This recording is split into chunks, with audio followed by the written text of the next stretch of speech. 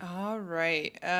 Good afternoon, everybody. Thank you so much for joining me here on my stream today. My name is The Phoenix, and I stream content regarding Lord of the Rings 5e and D&D 5e. And today we're going to be doing a little bit of prep stuff. In about 4 hours here, I'm doing a playtest thing for a D&D mechanic that I've been wanting to perfect. And I'm calling it Monster Mash. But it is essentially the notion that you go into VC on Discord. And maybe your friends are like, oh man, I really wanted to play a D&D game today, or my D&D game got canceled tonight. And it's the ability to say, okay, let's run a D&D game on the fly. Give them 15 minutes prep time, and you create the story as you go.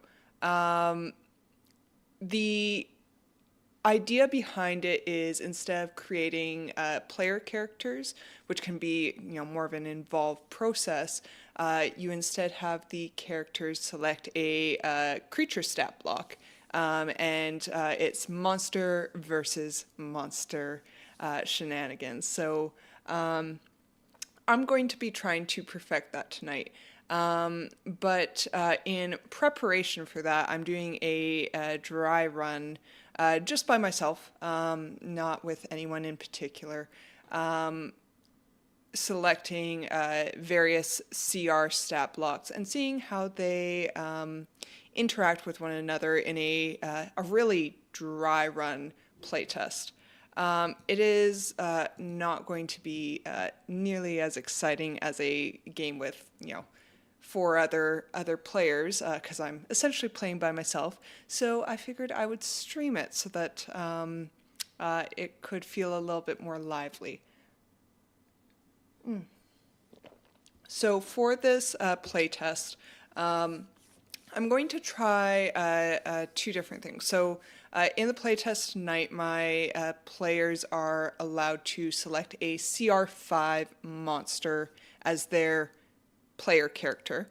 So in this dry run, I have four CR5s that are going to be used to represent the good guys, the player side of things.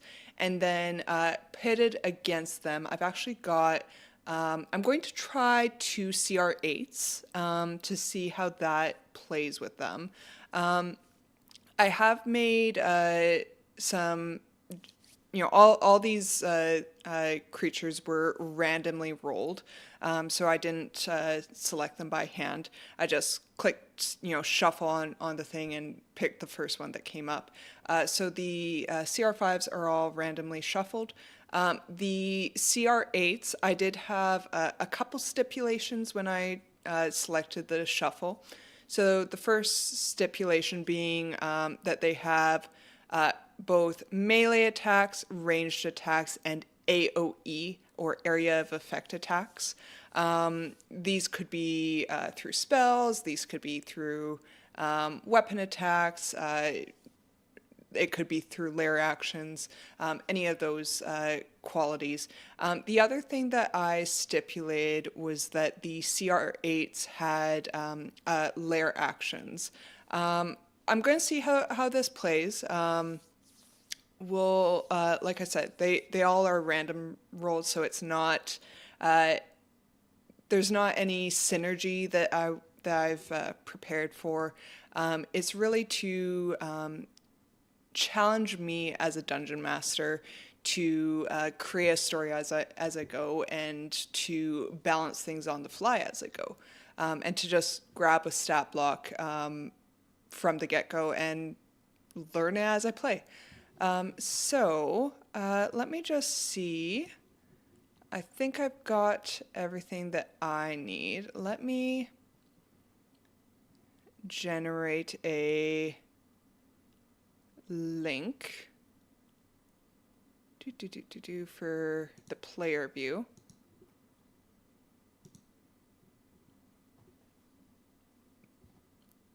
copy link.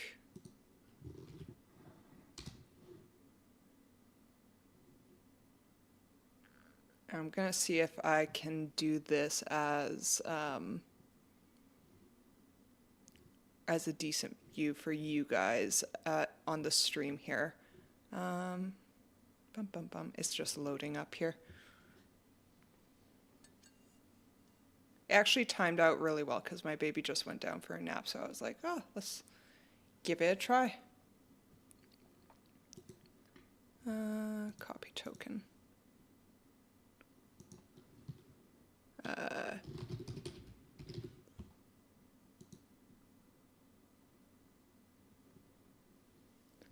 Alright, let's see. Sorry guys. You just went for a little swim there. Okay, we'll put that over there, and then I think if I go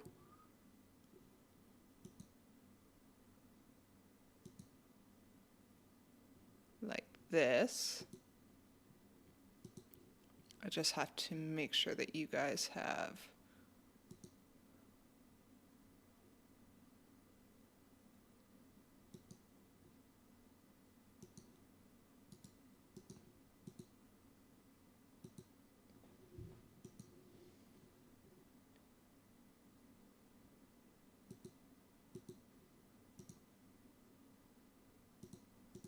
oh, that's why. Let me show everything. All right. Now I've got it. So I'm going to switch screens here. All right.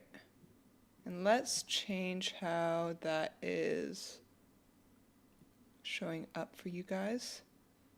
So that's a little bigger. Oops. Undo. Is it this one? Yeah, it's this one.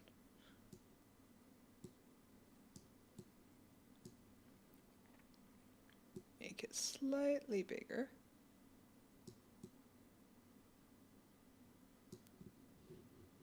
All right.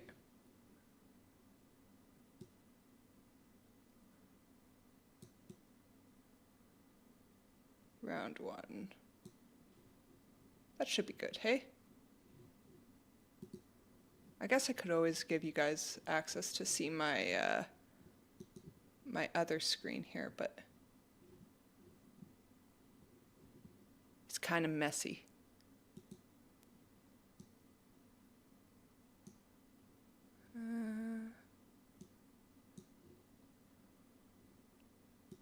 Let me try moving this, and we'll make it like that. All right. Let me try showing you guys this other screen.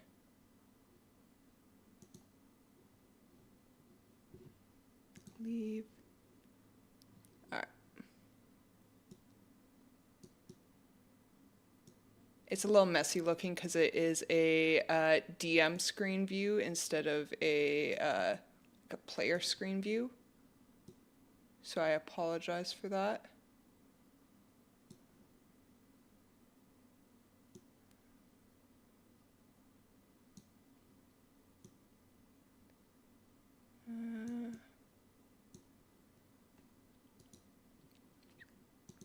Okay. That, I think, is as good as it's going to get. Okay. We are good to start. All right. So I already brought in all of our creatures into our initiative tracker here.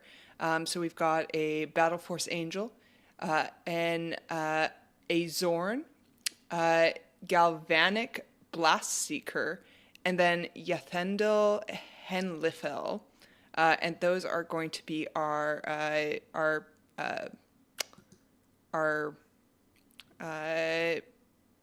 player creatures. I'm going to put this little on fire thing on the ones that are the players, just so that it's easy to discern which ones are the players and which ones are the monsters. Doop, boop, boop, boop. All And then going against them, I rolled up an unspeakable horror and then the Tormenok. So this is a monstrosity and a fiend. So we'll see how this goes. First up in initiative, we've got our Battle Force Angel. So let me just take a peek at this stat block here. So Battle Force Angel has flyby and magic resistance. It does multi-attack, so it makes 2 melee attacks, and it also uses battlefield inspiration. That seems to be all it can do. It's going to fly up to probably the unspeakable horror, I think, and make the 2 melee attacks against it. So let's try to hit this thing. So it's got an AC of, I should choose which, sorry, I forgot that it's an unspeakable horror. I need to choose the type of unspeakable horror that it is. Let's see what we've got here. Malleable mass, no. Loathsome limbs. Oozing organs. I like oozing organs. I think that that'll work well for a playtest. So I'm just going to make oozing organs horror.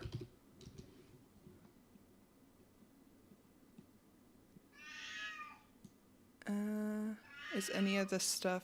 Oh, Hex Blast. I can customize the Hex Blast. Limbs attack. All right, let's take a peek here. We've got our limbs, which are +8 to hit, reach of 5, target is, or to his 3d10 plus 5. Let's look at what we've got for limbs. Horror's limb attack deals an extra acid. Grasping tentacle. Poison. You know what? Let's just do the corrosive pseudopod. So we just do a little bit of extra acid damage, which I think is on par with the oozing organs. It's an acidic horror. Body composition doesn't really have an effect on any of this, but Hex Blast. Let's see, psychic damage. Ooh, Bile Hex. 60-foot line that is 5 feet wide. Each creature must succeed on a DC 15 Dex save. A creature covered takes 7d8 acid damage. Yeah. Actually, you know what? What do we do right now? We do the croc. You know what? Let's keep our hex the same. We'll keep the hex the same, but we'll have the acid limbs. All right.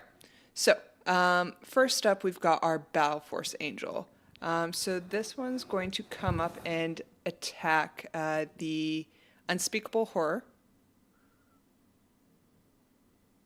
Let's make a couple hits. 20 to hit, that'll hit. That'll be, 4 slashing. Let's see. Plus 14, so 18 damage. The Unspeakable Horror does not have any resistances, so that'll just be 18 damage. And you know what? The Battle Force Angel, feeling a bit better about that, is going to grip their weapon with 2 hands. And it scores a critical hit, so that'll be 9 plus 7, that'll be 16 plus, oh geez, 16 plus 4 plus Jeez. That is a lot of damage in one go. All right. Battle Force Angel comes in and really, really hits it hard to the unspeakable horror. If the target is within 5 feet of any of the angel's allies, extra 1d4 radiant damage. But the Battle Force Angel is the first one to go, so right now it doesn't have any allies right up next to it. And then Battlefield Inspiration. It chooses up to 3 creatures it can see within 30 feet. Until the end of the angel's next turn, it can add a d4 to its attack rolls and saving throws.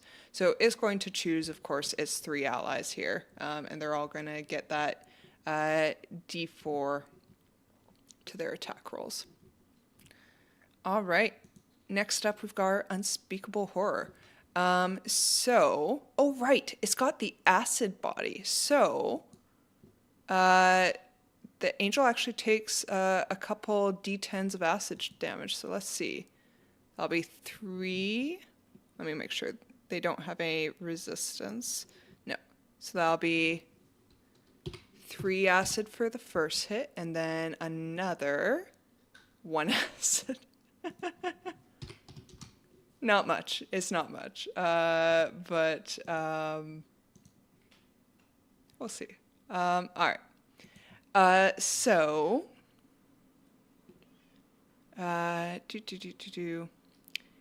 It can make the 2 limb attacks. So I think it's still a +8 to hit. Let me just make sure. Oh yeah, it just adds an extra 2d8 acid damage. So we're going to hit, let's hit the angel because the angel is up nice and close. Yeah, and the other creatures are probably a little ways away. So we're going, actually, no, let's Hex Blast right off the gate. Because it's a recharge, so it only makes sense to Hex Blast right away. So, energy in a 30-foot cone. So the angel's going to be in it, and then we're going to say that, let's say the Zorn is in there. And they're going to make some Constitution saving throws. So, are you proficient in con saves? No. What about you? No. So let's just... The angel fails. Zorn succeeds. So the angel is going to take 46 necrotic damage, which they are not resistant to. Oof. And the Zorn takes half of that, so that's 23. Are they resistant? No, they are not. 23 damage.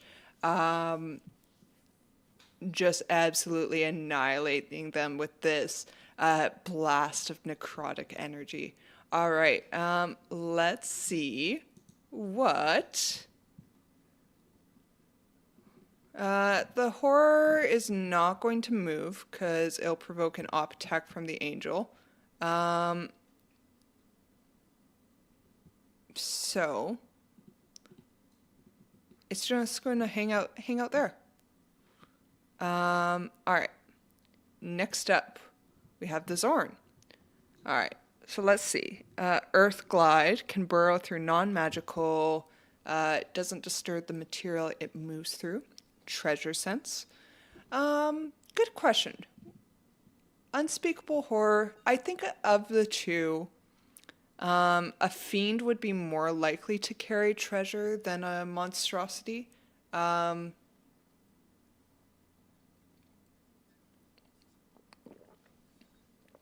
We're going to say that the fiend has some stuff. So let's see. The Zorn, as a bonus action, moves up to its speed or burrows straight towards an enemy it can sense. Okay, so it can just get up close to it. Alright, and it makes 1 bite attack and 3 claw attacks. So let's see. The Tormeniok has a 17 AC. First one will hit for a 25 for 15 piercing. Let's see, does this have... No, it doesn't have any resistances. That's 15 piercing. And then it's going to claw 3 times. So 16 will miss, glancing off the demon's rocky exterior. 10 will miss, again, just raking air. And a 22 will hit for 9 slashing damage. Not looking too hot. All right. All right, so the Zorn and the Battle Force Angel are... oh, actually, you know what? The Zorn does have that D4 from the Battle Force Angel. Let's see... Actually, it'll hit regardless of what it rolls on the 16. So we'll roll one more on that. Another 9 damage. Very good. All right. That is the Zorn's turn. He's engaged with the Fiend. The Angel's engaged with the Horror. Galvanic Blast Seeker. So let's see what this has. Galvanic Overcast. When the Blast Seeker casts Lightning Bolt or Thunder Wave, it can roll a die. On an odd number, the Blast Seeker takes force damage. On an even number, the spell also deals 2d8 lightning damage to each target that fails the saving throw. Gust Propelled Leap can use a bonus action to fly up to 10 feet without provoking op attacks. Heart of the Storm. When the Blast Seeker casts Lightning Bolt or Thunder Wave, all other creatures within 10 feet of the blaster each take 3 lightning damage. Innate Spellcasting. Levitate, Lightning Bolt, Thunder Wave, and Stone Skin. It's got a spear, but it doesn't make sense for it to use the spear. Alright. So, we're going to use our Lightning Bolt. It just makes sense. It's going to target... we'll say it targets both of the unspeakable horrors, but it is going to be next to this elf humanoid, so that will take the automatic 3 damage, and we're going to see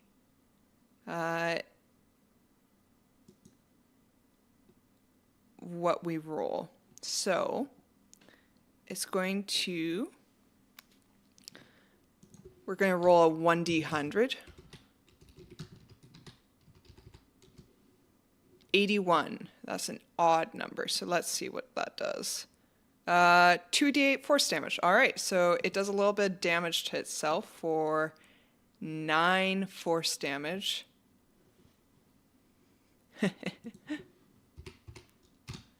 And then it's going to do the 3 lightning damage to its ally because it's casting a spell. A lightning bolt spell. But let's see what we have here. So it's a dex save. Spell save DC is 15. So dex, that one succeeds. Another dex, 17 succeeds. All right, they both succeed and only take, let's see, 8d6, half of 8d6. That'll be 15 lightning to each. Neither of them have resistance, so a little bit to you, a little bit to you, just a little zap of lightning. And you know what? Doesn't make sense for him to stay up close or to get up close to anyone, so he's going to stay at a distance. All right. Tormeniok, our monster, our second monster. So let's take a peek here. I've actually never seen this kind of a stat block before. So let's see what he's got. Soul Sight. Oh, this is like a UA kind of, or like a third party kind of thing. Leth. When Tormonok's soul count is 0, they have advantage on attack rolls, disadvantage on saving throws, and their int score becomes 3. He must use their movement on each of their turns to move as close as possible to the nearest creature they can sense with their soul sight, and then if they are able, they must use their action to attack and attempt to kill that creature. Can't act with any other purpose until they add 1 to their soul count. When Tormenok reduces a creature who isn't a construct or undead, which I don't think... Yeah, none of these are constructs or undeads. To 0 hit points or deals damage to a dying creature, the creature must make a DC 11 Wiz save. On a failed save, it consumes the creature's soul and adds 1 to their soul count. A creature whose soul is consumed in this way immediately dies, and they can't be restored to life by any means short of a wish spell. Oh lord. Okay. I mean, it's only for like creatures that are dying, basically. So as long as we don't get down to 0 HP. We're fine. Alright. Multi-attack, 2 slam attacks, and 1 many maws attack. Oh, Agony Wail. Tormenok screeches, broadcasting a consumed soul's lifelong pain. I like that flavor. Each creature within 30 feet who can hear them must make a DC 15 Wisdom save, taking 10d6 psychic damage on a failed save, or half as much damage on a successful one. Creatures who knew the owner of the burned soul have disadvantage on the saving throw. Reaction, Share Agony. When Tormenok takes damage, they choose a creature they can see within 30 feet of them to share the pain.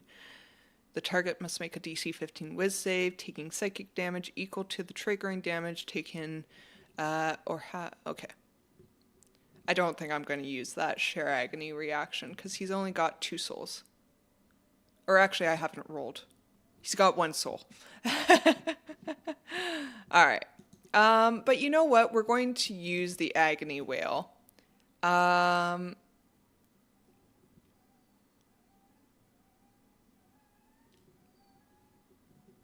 Let's see here.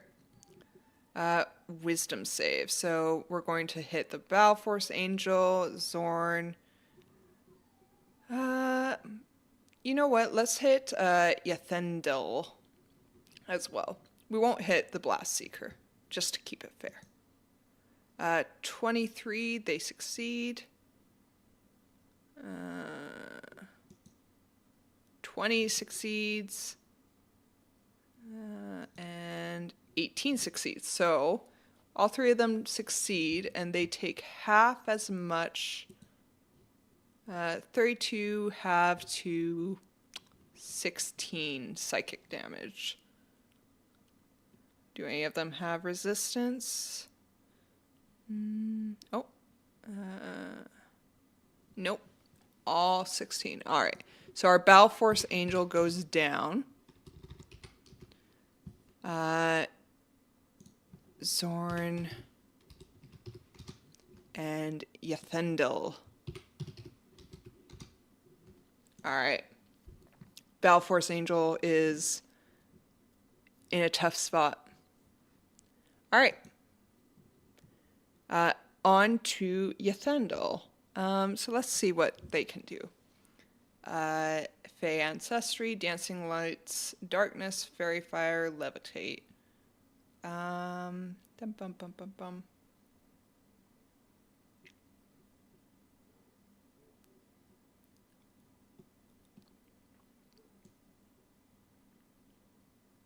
Sunlight sensitivity, 2 short sword attacks.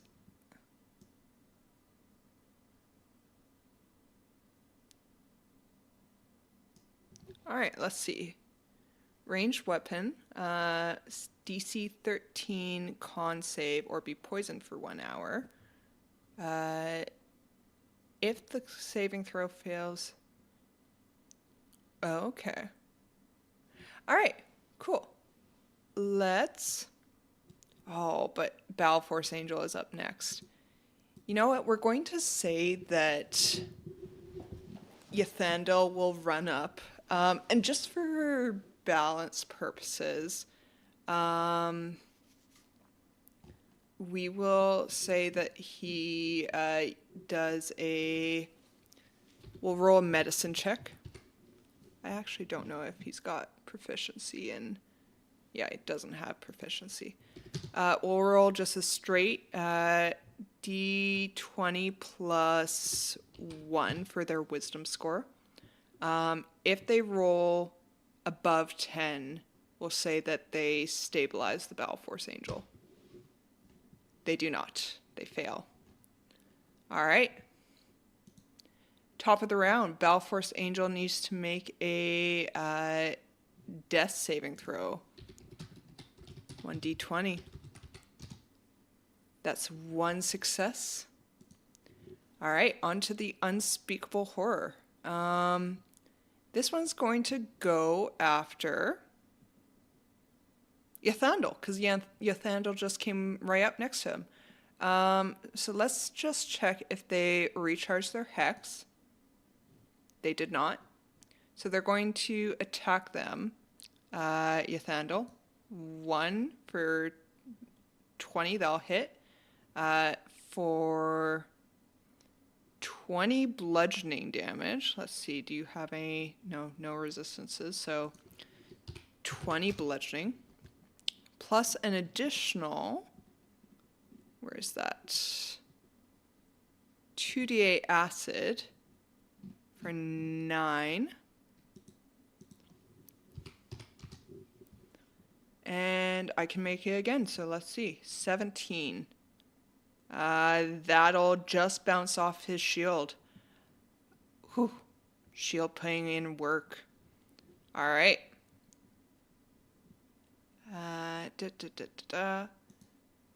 Zorn's turn. It is engaged with this fiend. And it is going to attempt to bite, hitting for 18 piercing damage.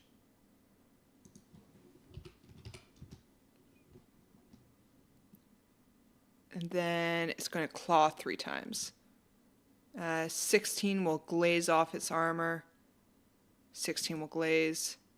15 will glaze off its armor. So it misses as it claws 3 times, not able to find purchase. All right. Galvanic Blast Seeker. You're at a distance, but all of his allies are up close. So let's try to lightning bolt again. Boom. Oh, no, stay on page. Lightning bolt. We'll roll a 1d100. 30. That is an even number, so I can do an additional 2d8 lightning damage for each target that fails. So let's make those dex saves. It was a DC 15 dex save. The horror succeeds, but the Torminok fails. So it will take 8d, what was it, 8d6? Yeah, 8d6 lightning. All right, so the unspeakable horror only actually goes down.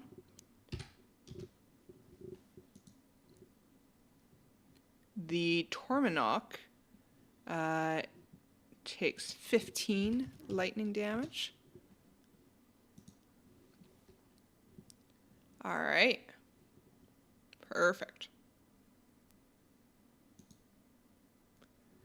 Torminok. All right. So It is currently at 0 souls. So they have, oh, actually, it had disadvantage on, or sorry.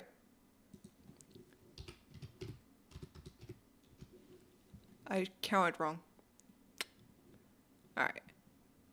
Torminok failed. Unspeakable Horror succeeded, but still went down. Alright, so that is corrected. So now we have at disadvantage, their int score becomes 3. So they must use their movement to move as close as possible to the nearest creature.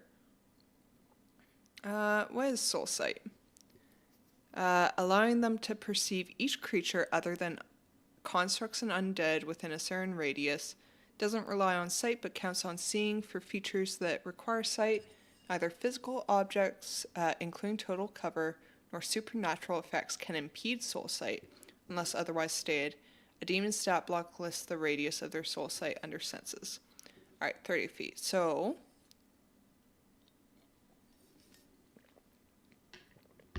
the Zorn is up close and personal, so it's going to attack with advantage against him. 2 slam attacks. So an 18 will miss. 14 will miss. Oof. 23 will hit, and oh, it can't do that because it missed with its first one. All right. They are in a rough spot. Okay. Yathandel is going to try to stabilize the Battle Force Angel again. And succeeds. The Battle Force Angel is alive.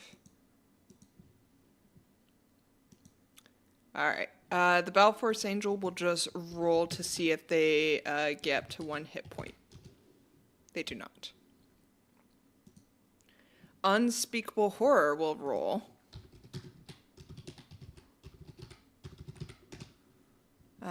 One success. On to Zorn. So Zorn is going to bite and claw at the Torminok. 13 will miss. Ooh, that'll hit for 15 damage against the Torminok. Second claw will hit for 4 damage. And one more, 13 for, will not hit. All right.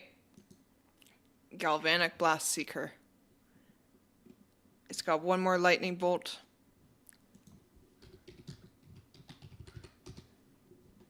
Even number will succeed. So the Torminok will roll that dex save. 8, it fails, and it takes 8d8 or 8d6, 30. I don't know what it is with the 30, and it is down. All right, that is end of combat. All right, that was all right, I suppose. It was only like 3 rounds, which isn't quite what I'm hoping to get out of the battle tonight. I think I might try. I mean, we did, yeah. I think I might have to bump up to maybe like 2 CR9s, maybe. I think that would be able to handle these two. So, I'm going to quickly switch back to this. And I'm going to prep another one since my baby's still asleep. So, bestiary.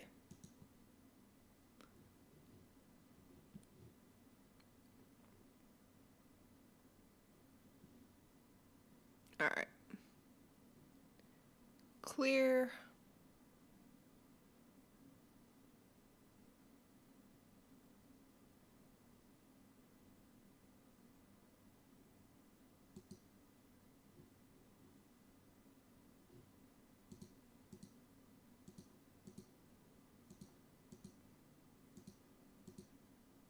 All right. All right, so we're going to change this to CR9. I think 2 CR9s would be good. And I think I want something with legendary resistance. It'd be nice to be able to use some of that.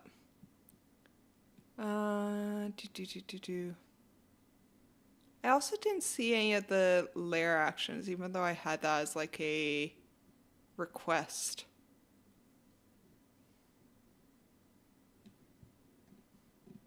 Which is infuriating. Alright. Oh. That only gives me like 2 stat blocks.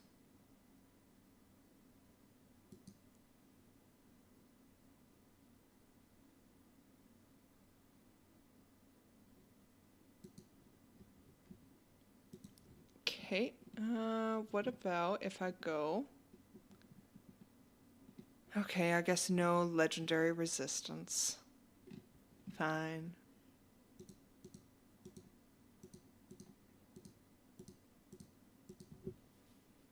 Alright, we'll do that.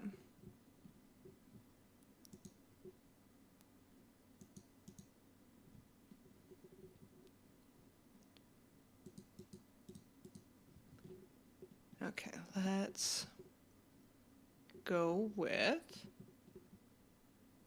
Where is it here?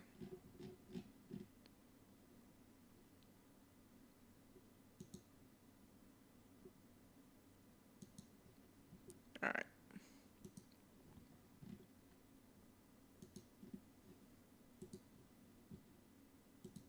Why is it when I put in layer actions, it doesn't give me anything?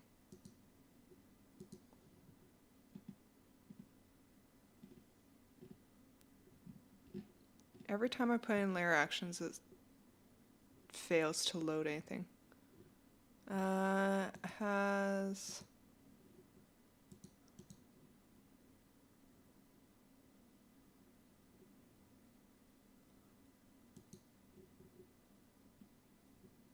Alright, we're going to change up some of these AoEs and melee, I think.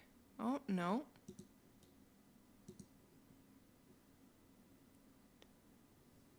Okay.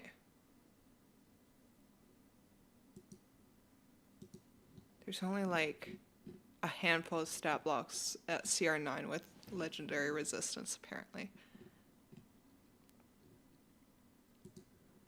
Let's try this.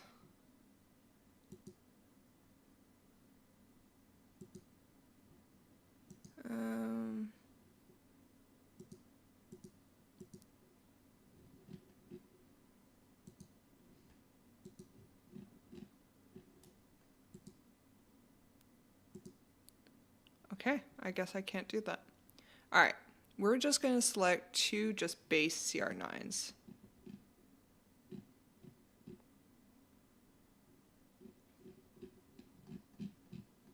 Sadly,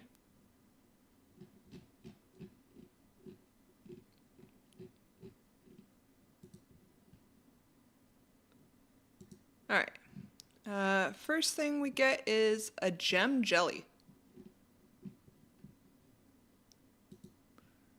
Add that in. And a drow house captain. All right. Drow House Captain and the Gem Jelly are our monsters. Let's figure out who our heroes are. All right. We've got a young deep dragon, a whirlworm. I'm seeing a theme. Triceratops, and a troll. I like to imagine that the dragons are like a married couple, and they've got their pet troll and their pet triceratops, and they're going over for an evening of maybe a nice dinner with the Drow House Captain. But it turns out that the Drow House Captain is after their goods, and now they have to defeat him. And at the dinner, one of the jelly puddings comes alive, and the gem jelly fights. All right, let's move this over.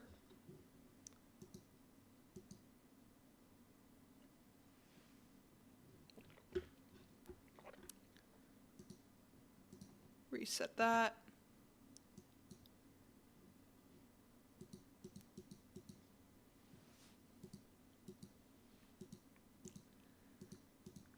All right, what do we have? We've got our gem jelly. And what was the other one? Drow House Captain.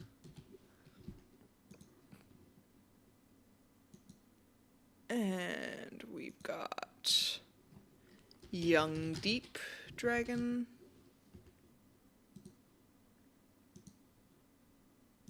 We've got the whirlworm.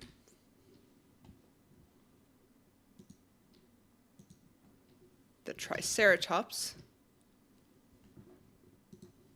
And the troll. Oh, which troll was it?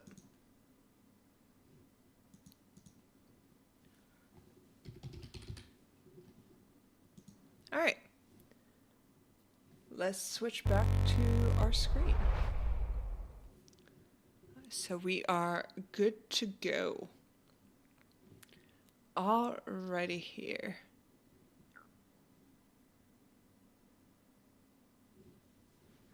Let's do this.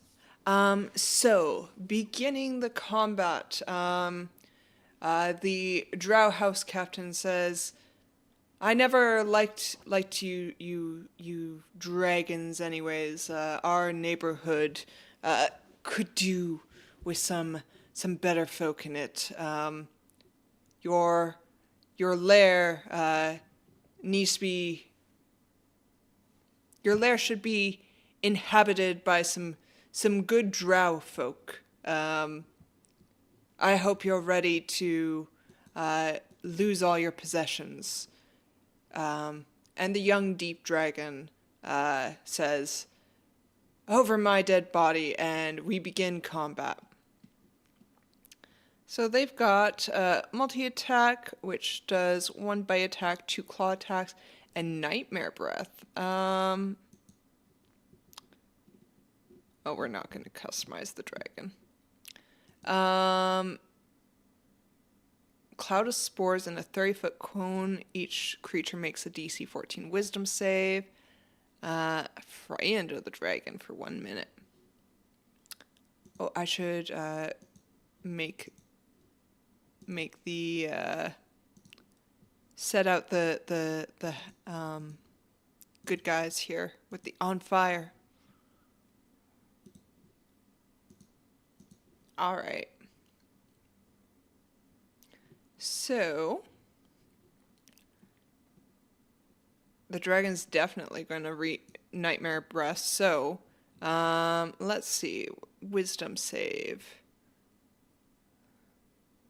The gem jelly succeeds with a 16, and the drow succeeds with a 22. So they only take, let's see, on a successful save, half damage, no additional effects. So they each only take 10 psychic damage. Now, do either of them have resistances? No, they don't. 10 psychic. It feels weird for the gem jelly to get psychic damaged. All right. That is the young deep dragon's turn. The gem jelly jumps off the table and says, "How dare you?" And let's see what they can do. Multi-attacks, 2 pseudopods. Crystalline shatter. Showers their hardened outer layer, returning to their true form. Oh. Yeah, I like that. It was a jelly pudding on the table, and it's going to shatter, sending this crystal shrapnel. Maybe some what do you call it? Porcelain shrapnel everywhere. Each creature within 10 feet must make a DC 16 Dex save. We'll say that the deep dragon and the whirlworm were in range of that. Dex save. The dragon fails, and the whirlworm fails. So they each take 25 piercing damage. Let's see, do either of them have... No, they don't have resistances. 25. Oh. That's a lot of damage. Gem jellies are immune to this damage. All right. Bonus action. Jelly transforms into a psionically hardened crystalline form or back into their true form.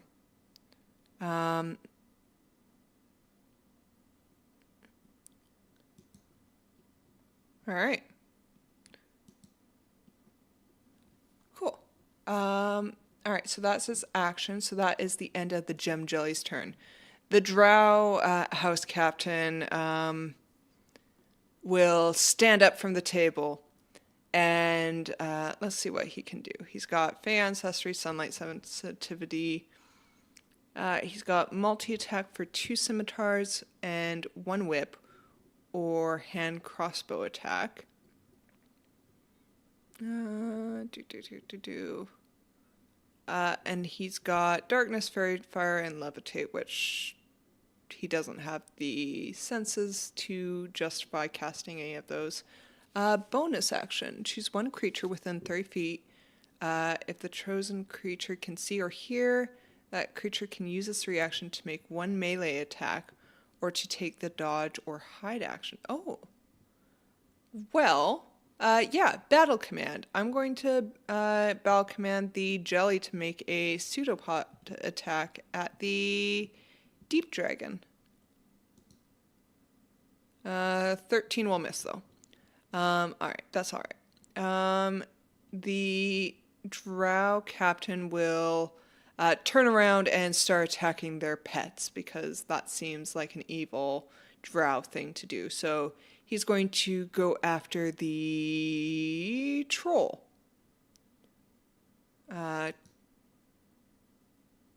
Actually, he's going to hit the troll with a crossbow first.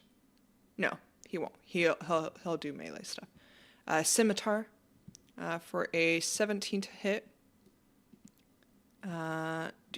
That'll hit for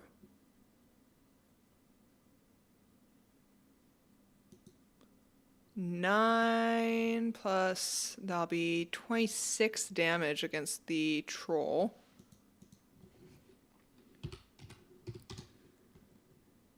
And then a second one, 21 to hit for 6 plus 17, 23 damage. That's nice. That's very nice.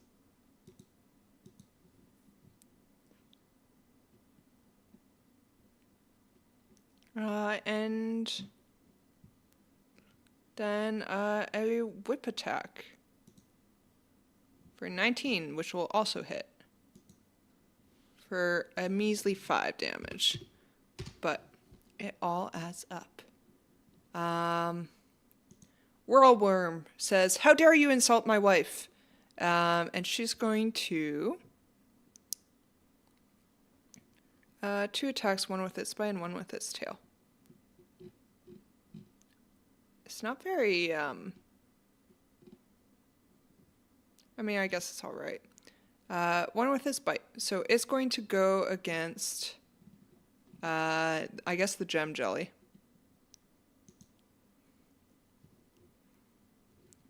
A bite for 13. That'll hit, actually. That is 16 piercing.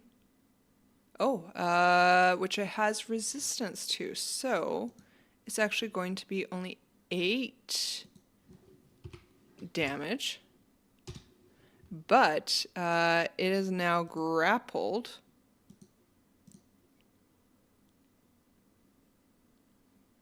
And restrained.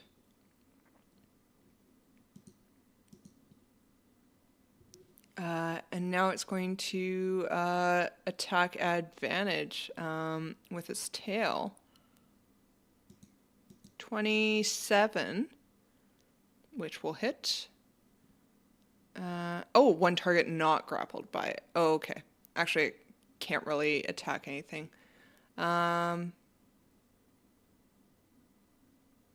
Yeah, it can't attack anything right now, so it's just going to end its turn. Triceratops is going to go after the Drow House Captain. It's going to make a couple gore attacks. So a 16 will just hit for 26 piercing damage against the Drow Captain. Oh, whoops. I think I messed that up, but okay. It's fine. Second one. 17 will just hit for... Oh, and it can take an extra 13 piercing damage.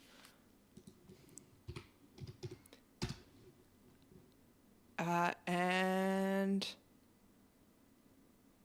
is now prone.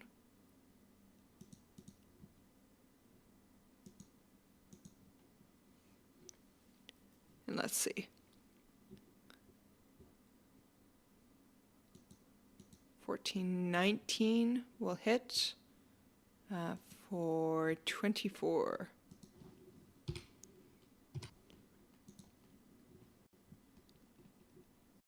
All right.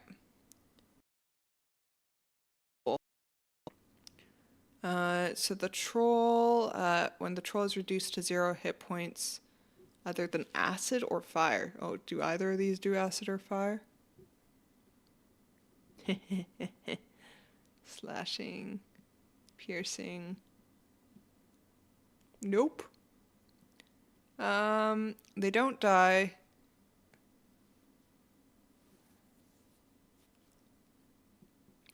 Well, that's going to be interesting when the troll gets there. For 1 hour after sleep or another period of unconsciousness. Let's see. 1 bite attack and 2 claw attacks. Crash through. Move up to their speed in a straight line, smashing through mundane obstacles. No. Alright. A bite and a couple claws. A 9 will miss. 17 will hit for 21 piercing damage against the Drow Captain.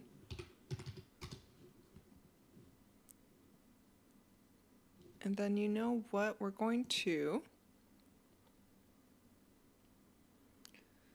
construct an elemental or a plant. Oh, the troll regains hit points.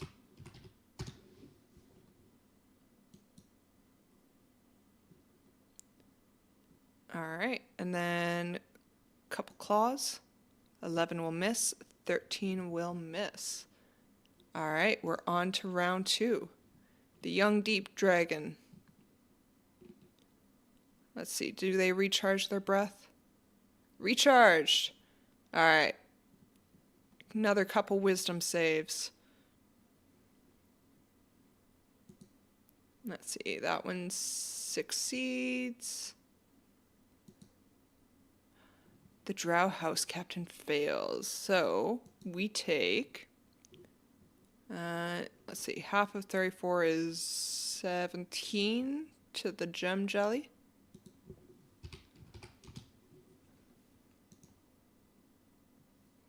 And 34 to the drow house captain. Oh my goodness, why does it keep doing that?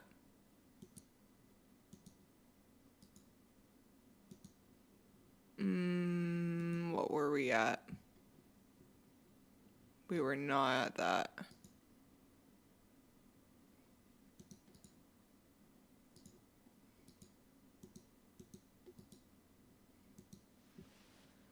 Oh, I want to say we were probably at like 90 something.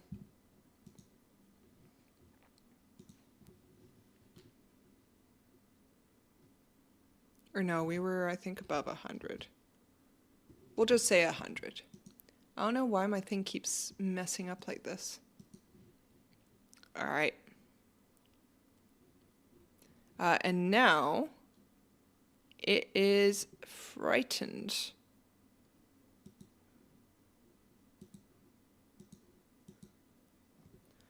A frightened creature can repeat its saving throw at the end of each of its turns, ending the effect on itself. Alright. The gem jelly. It's going to go after the dragon, I think, with a pseudopod attack. 21 will hit for 24 damage. And a second pseudopod, bop, for 25 for 12.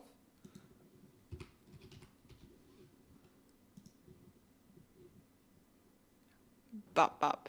It hits it twice. The drow captain is frightened, but he's going to turn his attention to the triceratops.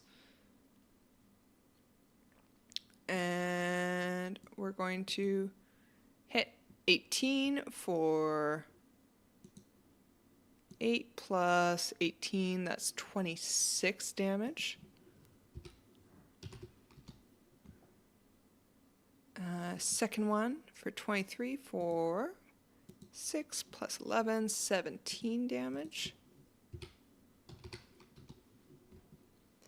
And then a whip. 14 will actually just hit for 6 damage. Alright. The Triceratops is finally looking bloodied. From full health to bloodied.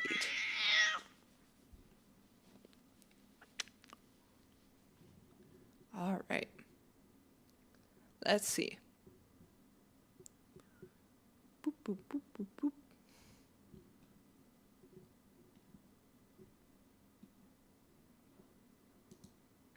The whirlworm is going to... Oh, actually, it's going to bite... Oh, the gem jelly, right.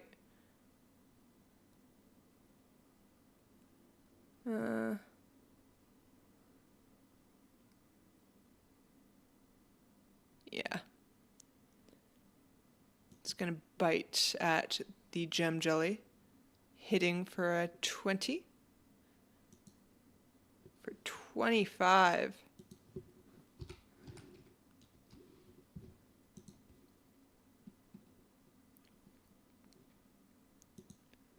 All right, and onto the Triceratops.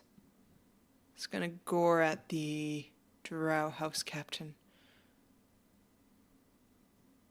18 will hit for 11.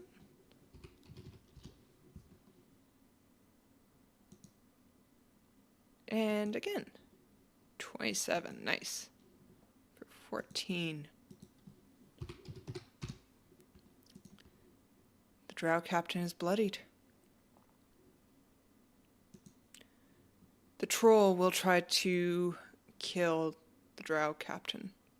Let's see, 1 bite and 2 claws. We'll miss with the bite,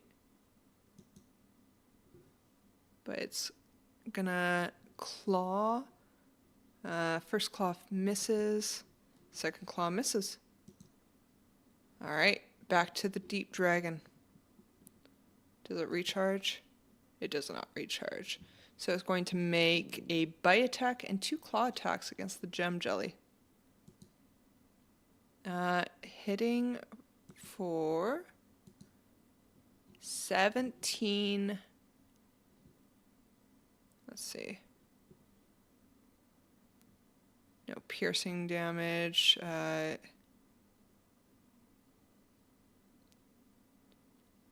5.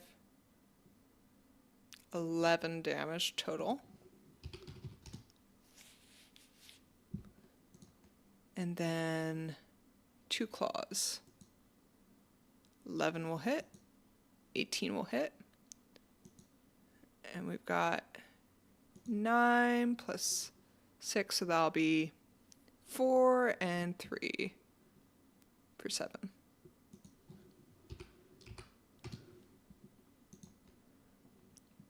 All right, the gem jelly is bloodied.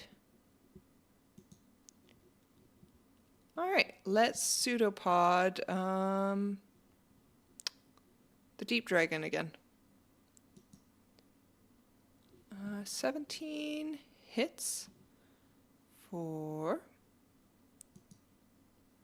18.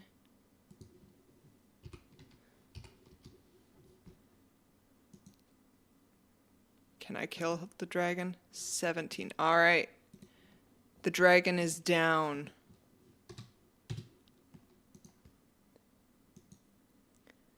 The Drow House Captain is going to go again for the Triceratops. 13 will miss, but 24 will hit for 9 plus 19, that's 28 damage.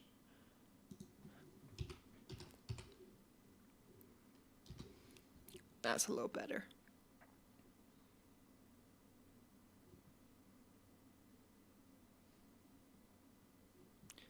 All right, and 1 whip attack. Missing though, as it whips at the Triceratops and it tosses the whip aside. All right.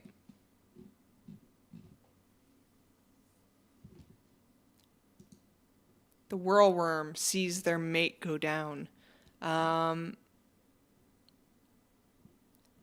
Is going to try to stabilize her. Succeeding. Actually, I didn't look. Oh yeah, their wisdom modifier's 0. Triceratops. Ooh. That's going to be 14 plus 14, 28 damage.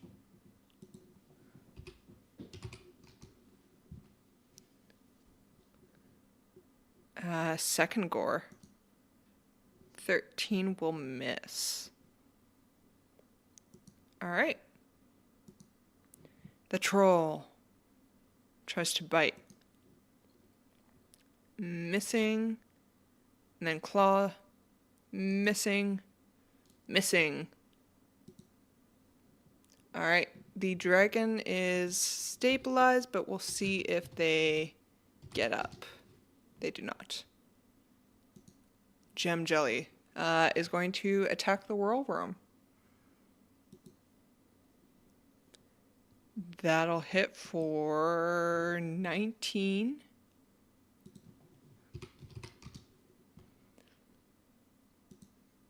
And that'll hit for another 13 damage.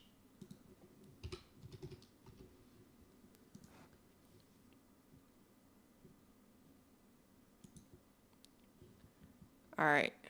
Can the captain kill the Triceratops?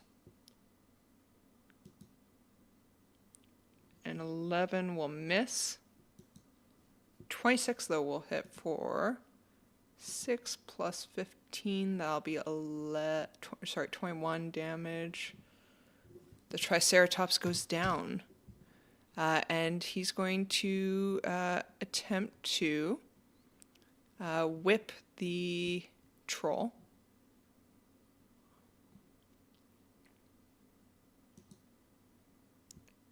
Which will miss. Alright, whirlworm. The whirlworm is going to disengage with the gem jelly.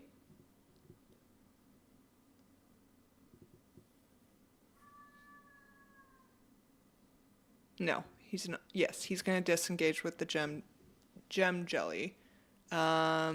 Taking an op attack, which will hit for 18 damage. And he's going to attack the drow captain. Ooh, that'll hit for 22 plus 12, 34 damage. Ooh.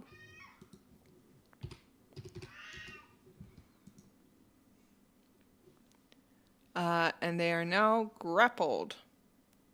And he can't use his tail.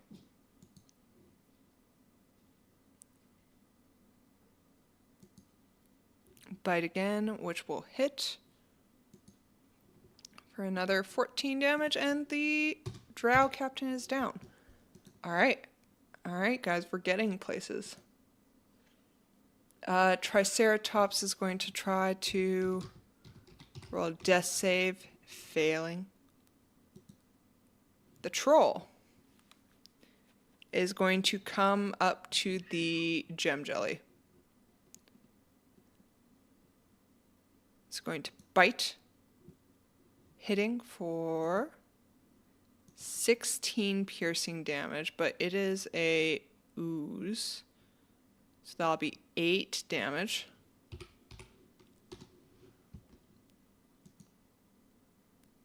And then 2 claws. 13 will hit for 5, reduced to 2. And an 18 will hit for 7, reduced to 3.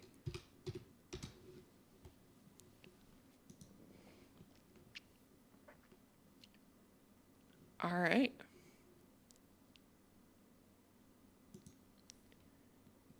The deep dragon, we'll see if they get up. They do not.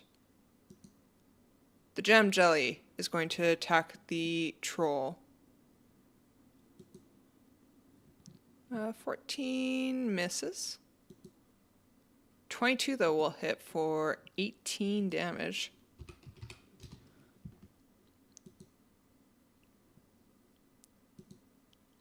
The drow captain. 1 success. The whirlworm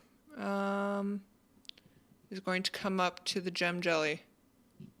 I'm going to try to hit it. Hello, Malcolm. Welcome to the stream. I'm testing out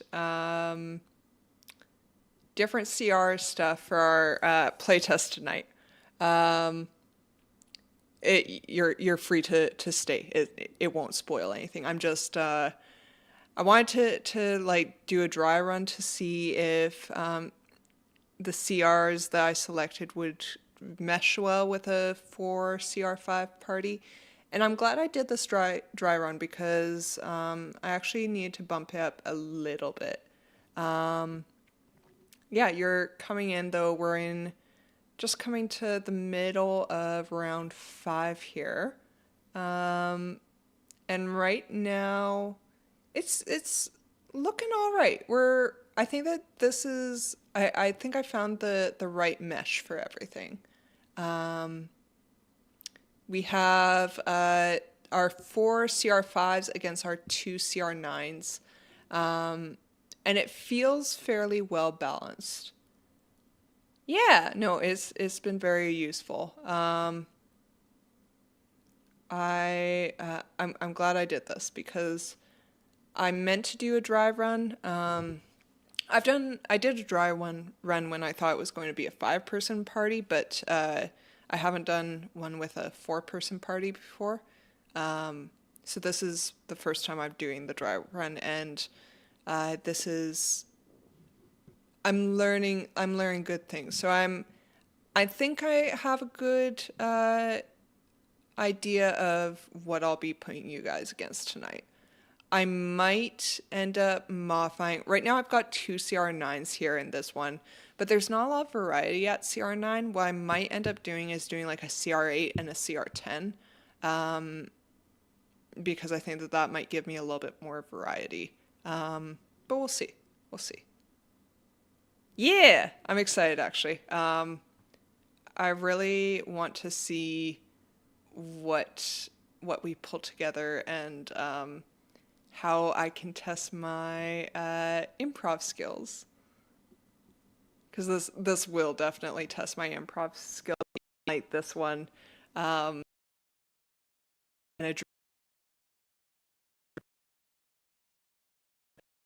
a triceratops and a troll.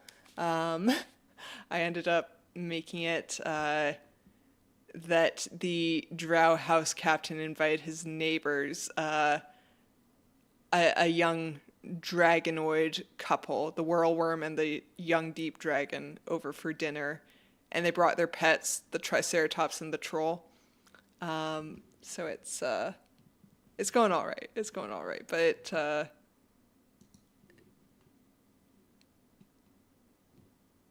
we'll see how it goes tonight. I'm excited though. All right, so the whirlworm is going to go up to the gem jelly. He's going to bite him. Actually, he's going to tail first.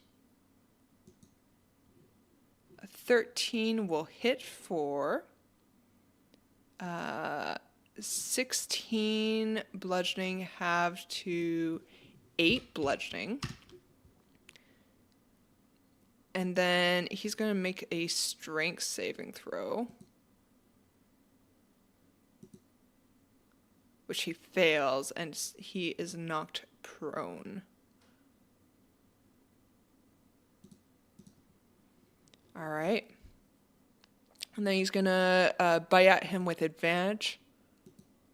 23 to hit for 19, half to 9. And now he is grappled. Grappled and prone. Nice.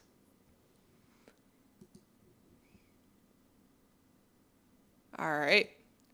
Triceratops is going to try and get up. Ooh, fail. The troll comes in and he's going to bite for 19, dealing 17, half to 8 damage.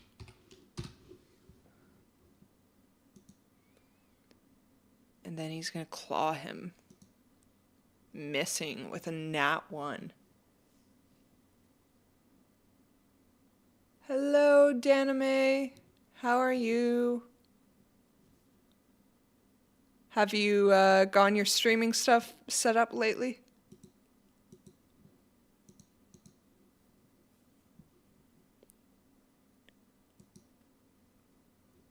I'm good. I'm just doing some playtest stuff for a. I'm playtesting a playtest that I'm doing tonight.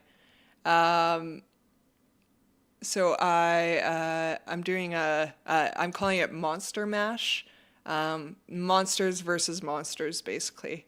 So I'm just testing out some CR balances right now, with a dry run of it. But it's going good. It's going really really good. How have you been?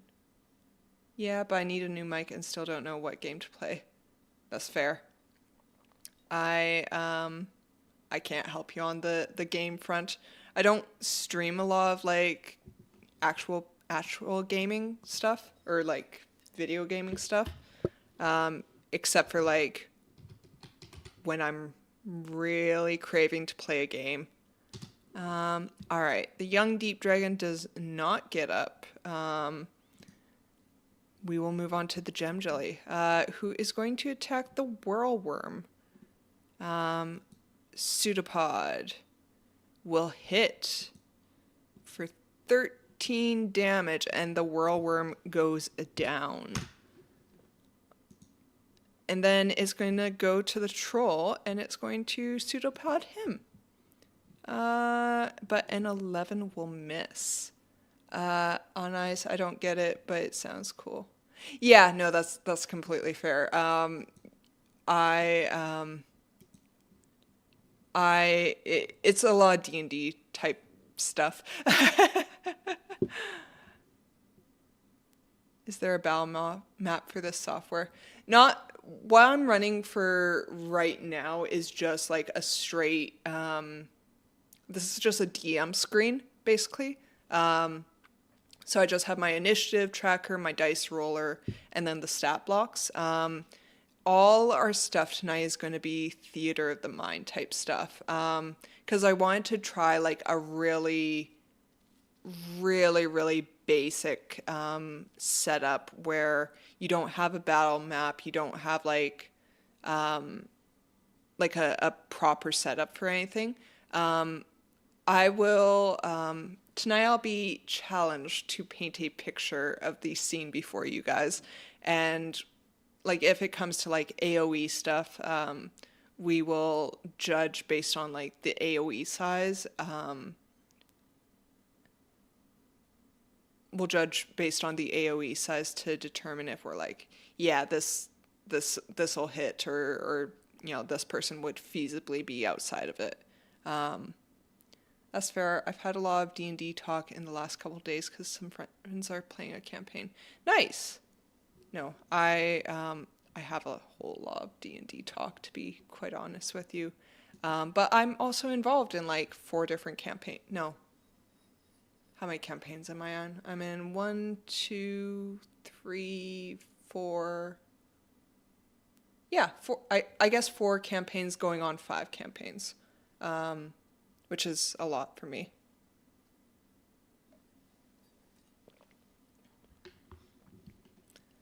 All right.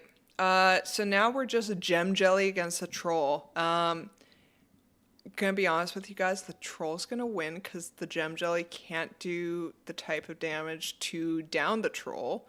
But we'll hit them anyways. So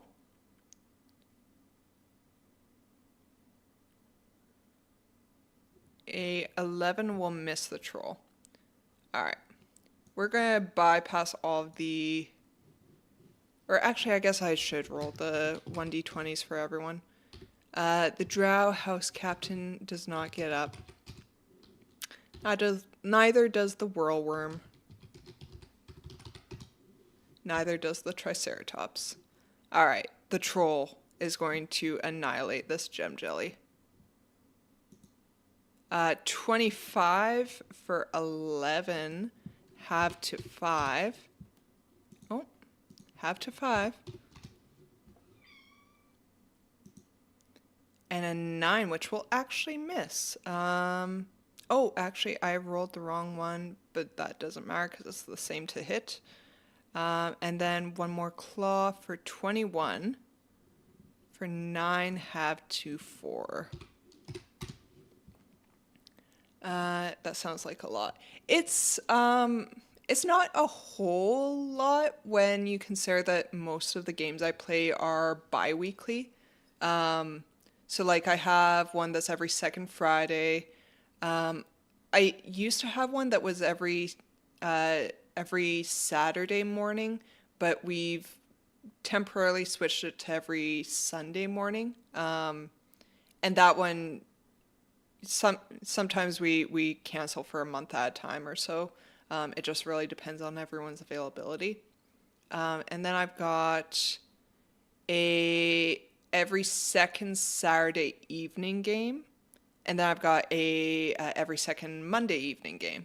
I'm having a combat session in 13 days for a group of 6 level 15 player agents at the BBG in their first meetup.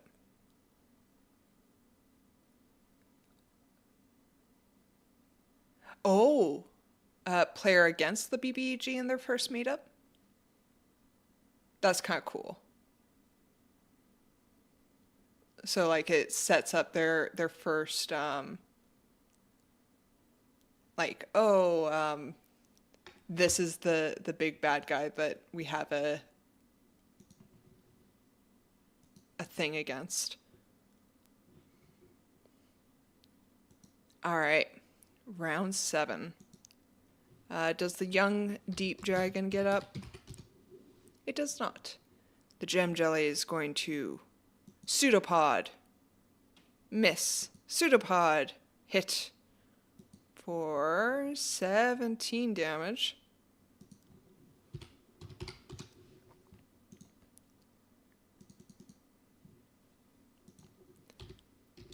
I'm just going to roll 3d20s. 3d20. Alright, 19, 1, 14. None of them get up. Sorry, dyslexia. Sorry, yeah, no. I didn't mean to point out the dyslexia. I just meant like I was just reading it out loud, and I was like, oh yeah. My brain just didn't make the association. All right, the troll is going to bite for 16, have to 8 damage, and then we're going to claw twice. 13 will hit, 19 will hit, so we get 8 and 9. That's 4 and 4. Whew. We're so close.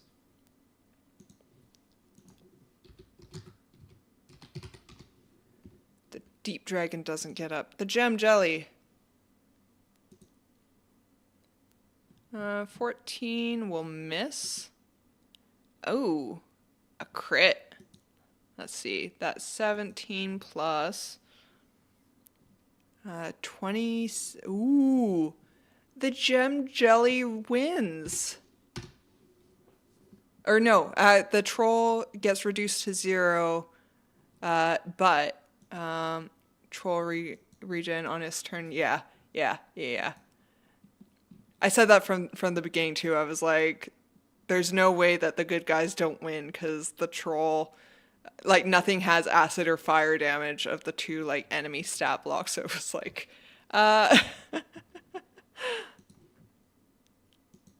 right. And then we're just gonna roll 3d20s. None of them work. The troll. Let's see. They don't die or fall unconscious and continue moving and taking actions as usual. Alright, he's gonna attack. I mean, he's gonna kill it. And it dies. Alright, guys, that is, but doesn't it also regain 10 HP at the start of its turn? No, it has like a special, the bite on it. If the target, when it does its bite attack, if the target is not a construct, elemental, or plant, it regains hit points equal to the damage dealt. And then if the attack reduces the target to 0 HP, it regains twice as many hit points. But like, it's kind of pointless when it's got the relentless hunger thing.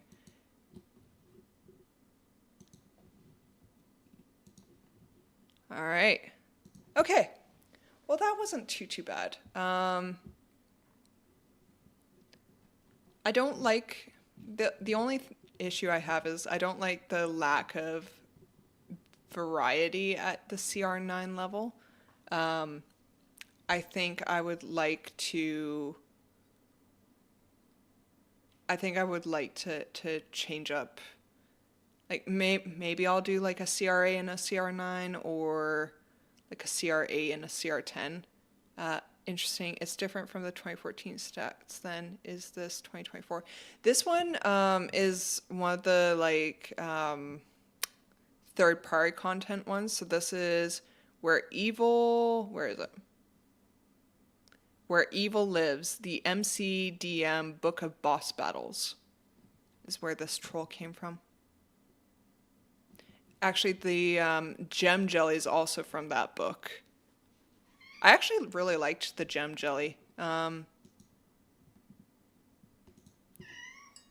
It was a nice a simple stat block, but an effective stat block. Yeah. And there was the last round I had some sort of fiend of some sort from the same book that ended up on the bad guys list. And that one was actually kind of interesting because it had like a soul counter thing where you roll like a 1d4 before the combat to determine how many souls it currently had consumed. And then it had abilities that it could expend a soul to do. And then if it got down to 0 souls, it had like a mechanic. I think it was like advantage on attack rolls, but disadvantage on saving throws. And it could only move towards the closest creature and attack that creature if it had 0 souls, which was kind of a cool mechanic. And then if there was a creature reduced to 0 HP or that was dying, which I think was supposed to represent like if someone was rolling death saving throws kind of thing, then it could go up to that creature and consume its soul. And you know, if a creature's soul was consumed, it couldn't be resurrected by any means short of the wish spell, which I was like, ooh, that's rough. But I mean, it's still a cool mechanic. Yeah, lots of meows. Sorry, the kitties here. Damn, that's spicy. Yeah, it was a cool little stat block actually. I was really impressed by it. All right. Cool. Super cute. Yeah, Kitty's cute. She's very happy we're home. We took the weekend. This past weekend, we went to the city. We had a baby shower in the city, so we took like a weekend to drive up there and spent some nights there, 2 nights there actually. But she was home alone for the weekend, so she was happy when we returned on Sunday. Yeah. All right. Well, that is the end of my stuff for that. I don't know if I want to even start up like a video game. I'm just trying to look what I've got right now. if I start up a video game, I don't want to do anything like too brainy.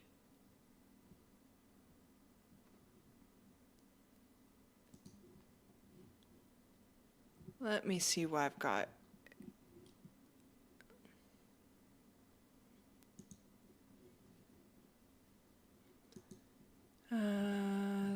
Tabletop simulator, that doesn't really work for one person.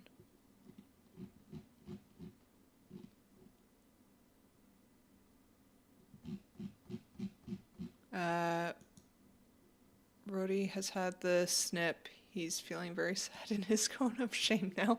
Aw, poor puppy. That's rough. Poor pup. We actually got a new dog here a few weeks ago, I want to say, and she's she's absolutely crazy. I've never had like a dog that's been so difficult to contain.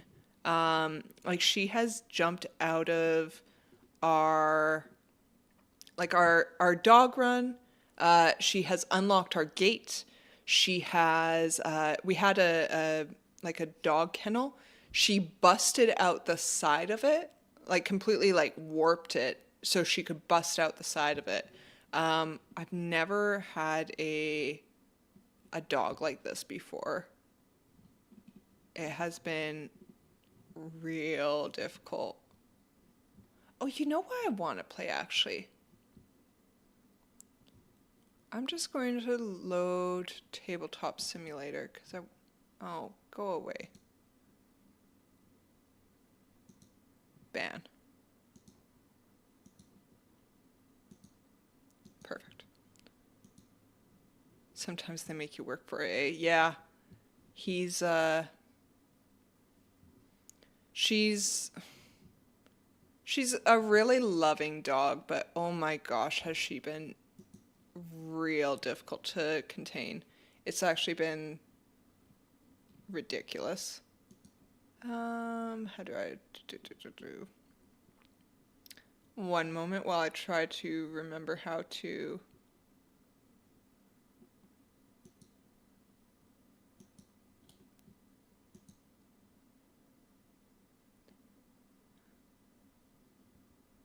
No, not that one.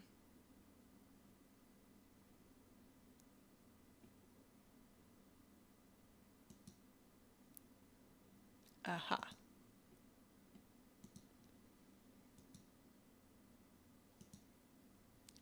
All right, I'm just going to play around in some tabletop simulator stuff. I'm not actually probably playing a tabletop simulator, but I'm going to take a peek at some stuff because I wanted to play some tabletop simulator the other day.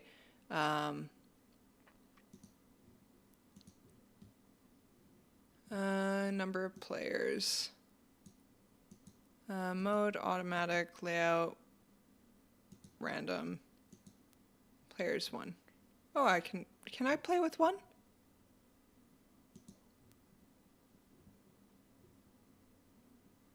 Tabletop simulator, I've never heard of this. It is a great, it's a really, really great game.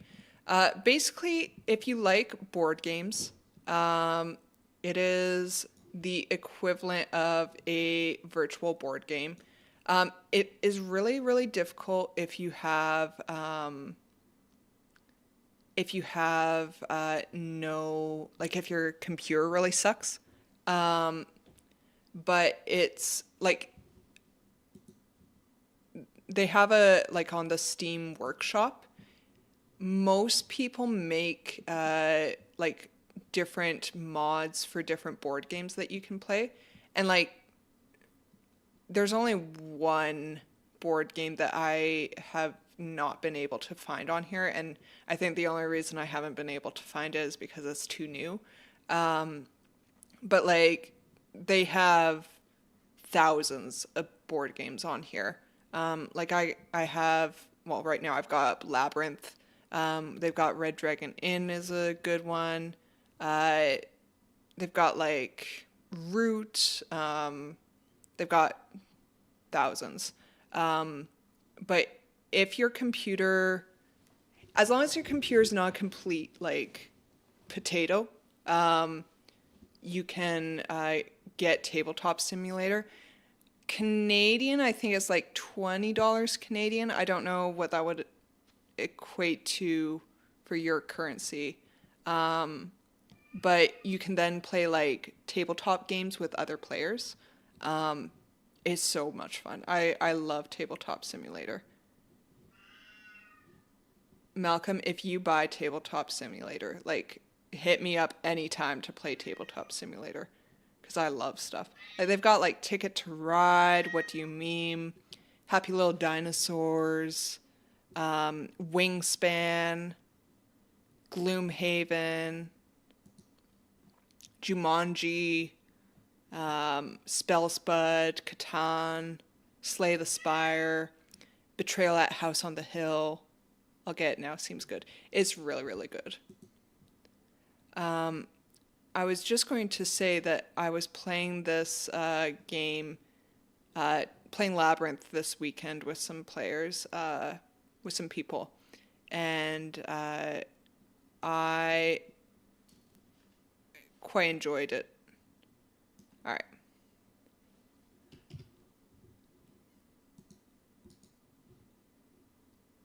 Recommended. Use shift keys to move the camera. To move a row of maze tiles, grab a maze tile, align it while holding and pressing right mouse button over the arrow button.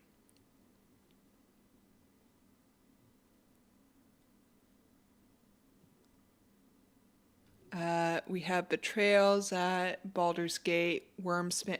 You've got Wormspan? Okay. That's actually the game that I want to play that they don't have on here is Wormspan. Because I played Wingspan, and then I found out that they have Wormspan, which is just the dragon version of it. I really want to play it, but they don't have a version of that on here. Coop, Slay the Spire, Boss Monster, just all the physical sets. So good. I really, really wanted to play Wormspan.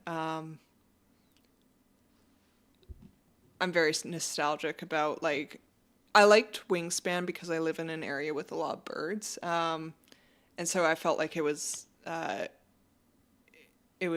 thematic for me to watch lots of or play lots of Wingspan, and then I heard about the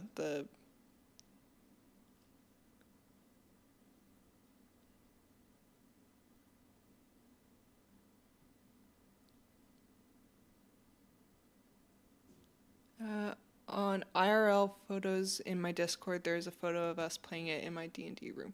Let me look at that. Wait. IRL photos.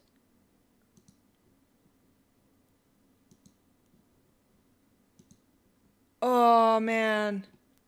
Oh, they've got like dragon eggs.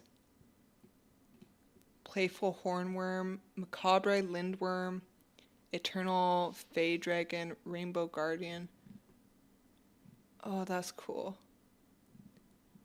So they got eggs. What else do they have here?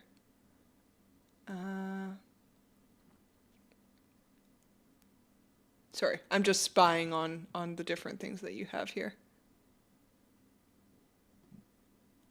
Dragon Guild. That's cool. Crimson Cavern. Dragon cards, cave cards. Alright. That's really cool. I didn't realize that you played that one.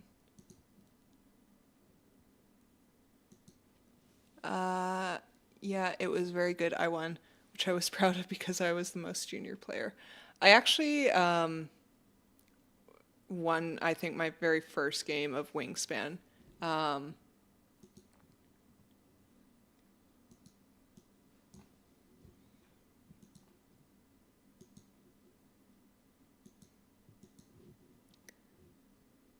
All right. Do.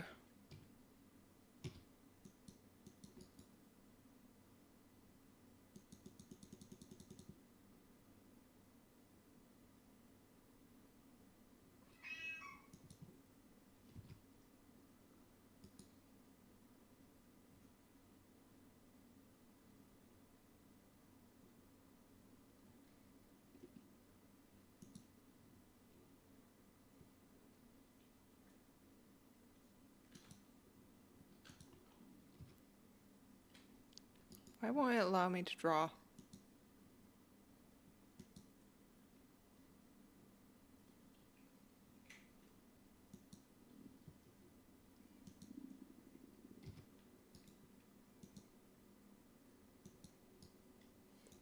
Oh, maybe it's because I'm changed color. That's why. Because I wasn't a color. All right. Moth. All right.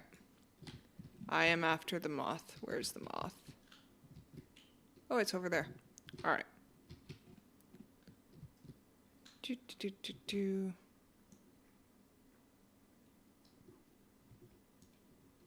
All right. Do. All right. And then we're gonna pretend that somebody else, I don't know. Ah. Goes over there.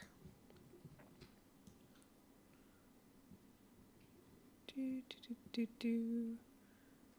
I need that moth. But how can I get it?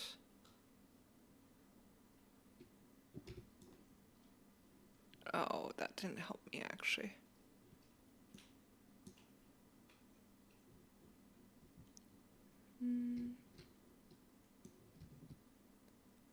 I'm just doing these ones randomly.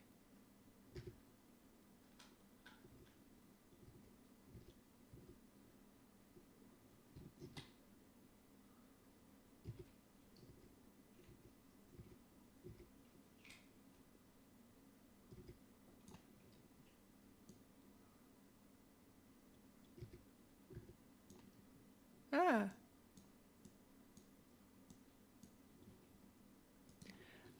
Right now I'm playing loud. It's supposed to be a 2 to 4 player game, but I don't have a second player, so I'm just pretending to be someone else. Basically, you start off in one of these four corners, and you pull the first card, and it has like a little symbol on it, and your objective is to move your little token towards that one to gain that token or that creature. So I'm trying to get to this moth. But like these, so like these three rows and then these three columns all shift and move. So before you start your turn, you take the free piece and you have to move one of these. The only like rule about that is you can't move something like the opposite way of the person who just did their thing. So like if you move this row that way, the next person then can't take this token and then move it back the other way.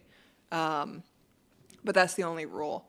And then once you select a token, you just lay your card down on the table, and then you select your next card to know what your next objective is.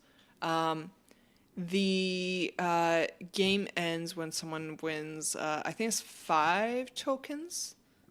But yeah, it's a really good one. I really like it. All right, I need to get down. So, hooray! I gained the moth. All right. There we go. Now I gotta get to the sword. Where's the sword? There's the sword. So let's pretend I'm someone else. I don't know. We're gonna go over here, maybe.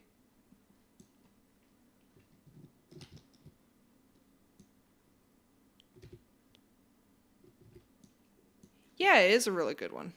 I played it this weekend and I was like, I actually really like this game. It's simple. All right. Can I get to the sword somehow?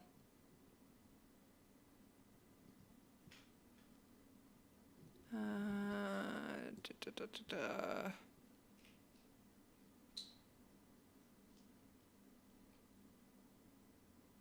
Hmm.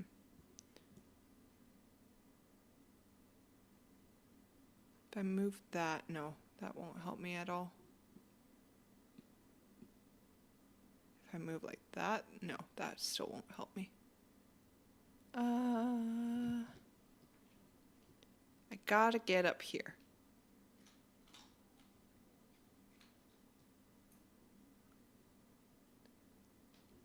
So first I'm going to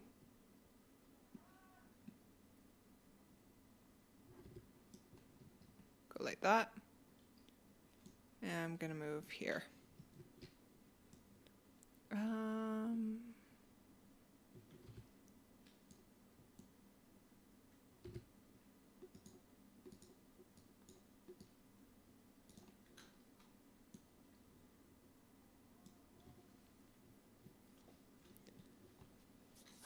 Let's see what other things I've got here. So I've got ring.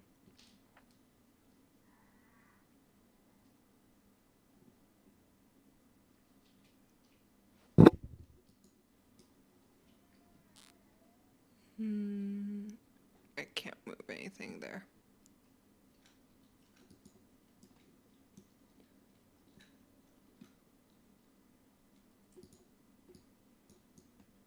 All right. Do, do, do, do, do. I get a sword.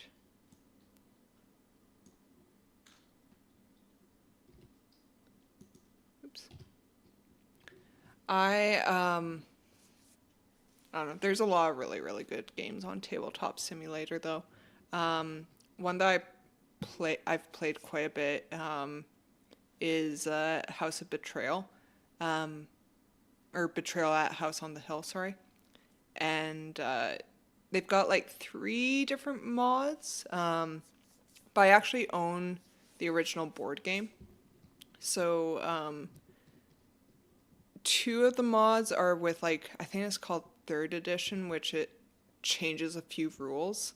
And I wasn't too big of a fan of that one, just because it's different from what I'm used to. But there's another one that, sorry, there's another one that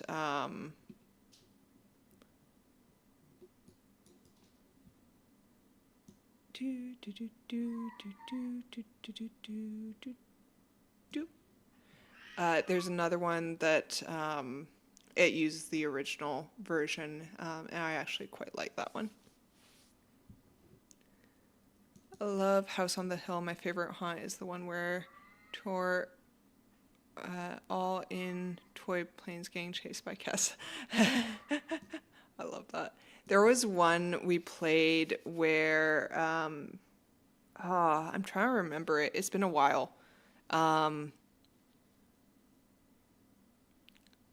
trying to remember, but I think it was like no one knew who the bad guy actually was, which was kind of an interesting mechanic once the haunt began. But I ended up, because of that game, making a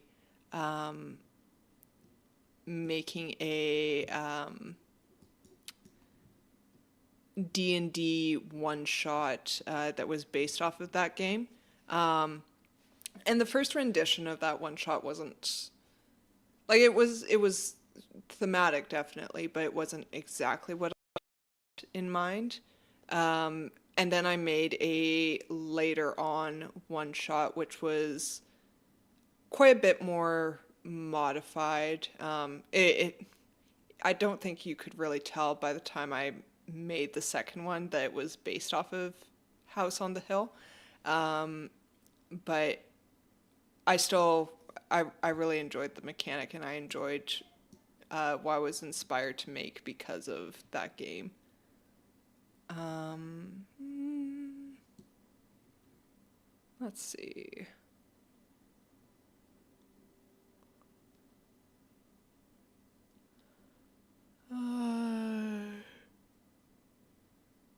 I'm kind of stuck.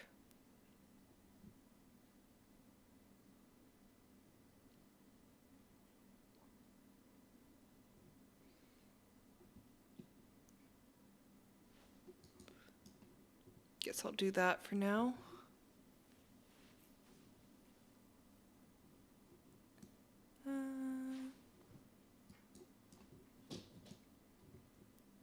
Yeah, those games are the greatest. Yeah, I really enjoyed it.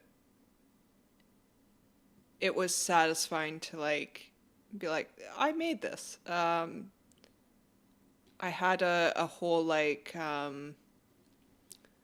insanity mechanic system that I created for it, which was it was quite good. I was really happy with how that all turned out. Um,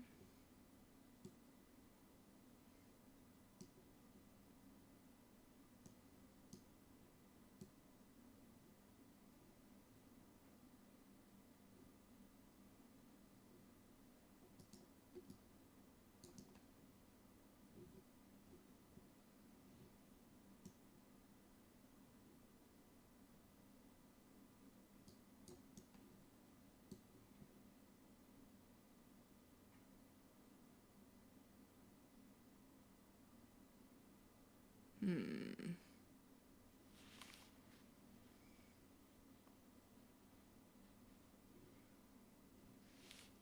None of this stuff helps me.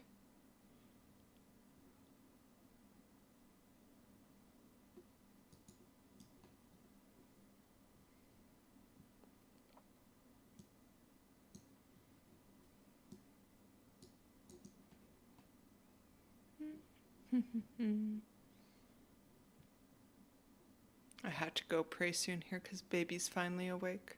I should mark that he's awake. Do, do, do.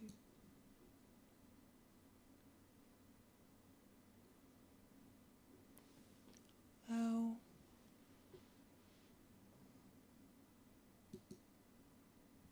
He actually had a pretty good sleep.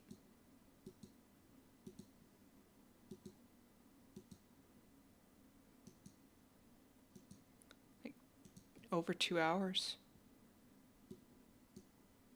which is a lot for him. All right. Da da da da da da da da.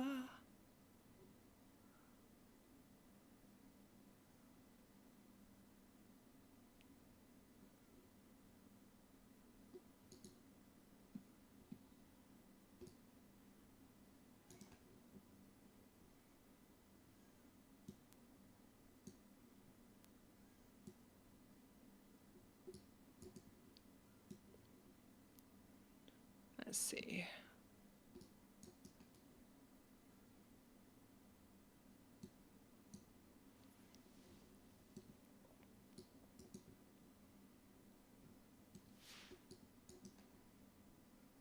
Oh no, I'm caught in a loop.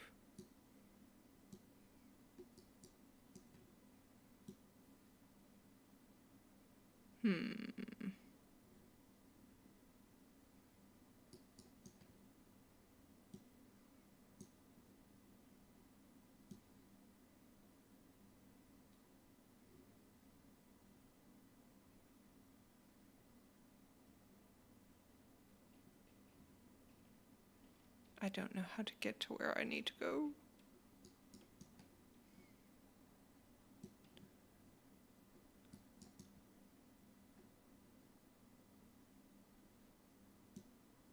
Oops. Not what I wanted to do at all. I'm gonna do that. Can't get to the emerald.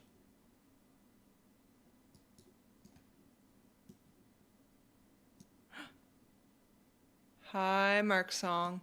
Yeah, sorry. I was actually streaming earlier this morning it was a dry run playtest of a new system that I'm trying out. Um, I'm calling it Monster Mash, where it's basically like players are monsters and they fight against other monsters. Um, I'm doing that tonight. I'm trying to wake up a second time. Oh, you had a nap. Yeah, so I was doing that this morning, but it there's my other tile. Um, I finished that not too long ago, and I was just doing some tabletop simulator to pass the time. Um, but my baby is awake, so I'm thinking I'm gonna wind down the stream here. Um, he's being adorable, but yeah. So I was playing with some tabletop simulator stuff. Um,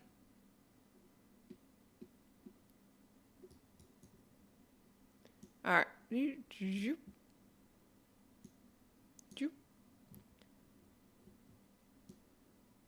And then let's try that.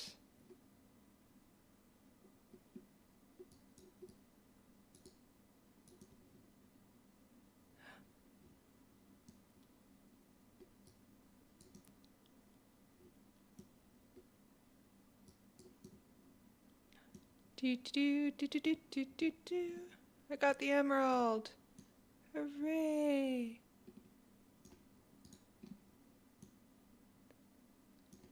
All right. I'm going to shut down the stream here.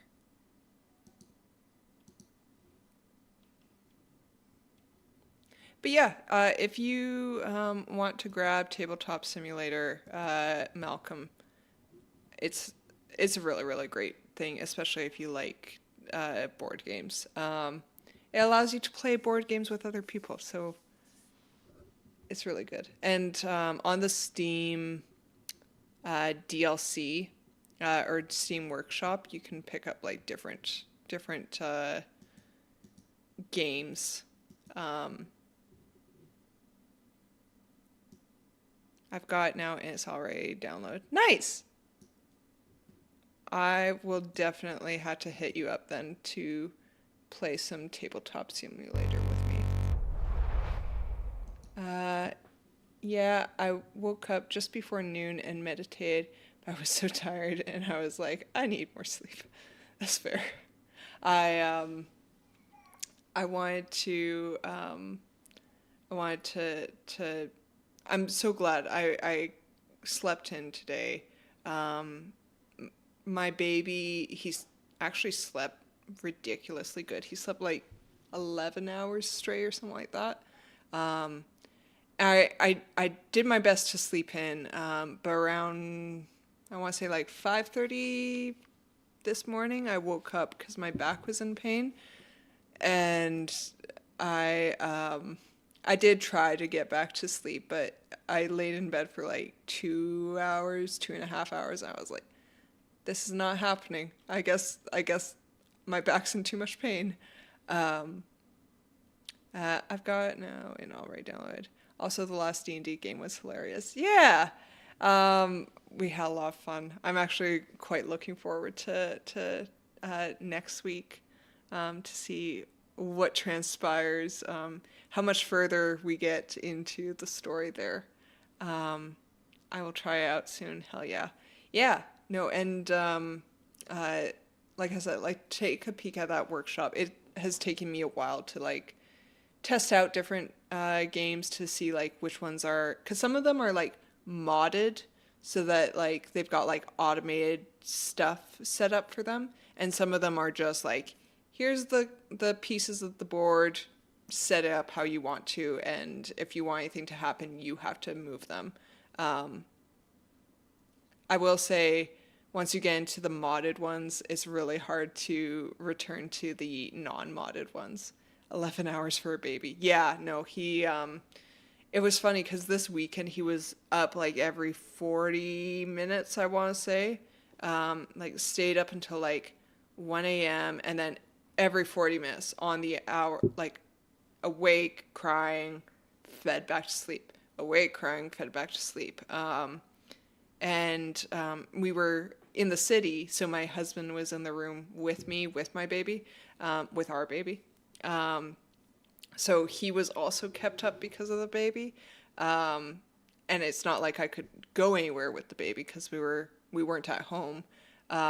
So we had a really rough go of it this weekend. And he did that for both nights we were out. So this last these last few nights he's been very kind to us to sleep in, or kind to me, I should say. It doesn't really make a difference to my husband once we're at home, because when the baby cries, I just go into the nursery with the baby. But yeah. All right. Well, I'm going to wind down the stream here. I am hoping that I'll be able to finish my brand new setup for my camera stuff this week. The part was supposed to come in today, but I still, I don't know if it got lost in the mail or something like that, but it hasn't had any updates on the package tracking uh, since like a week ago.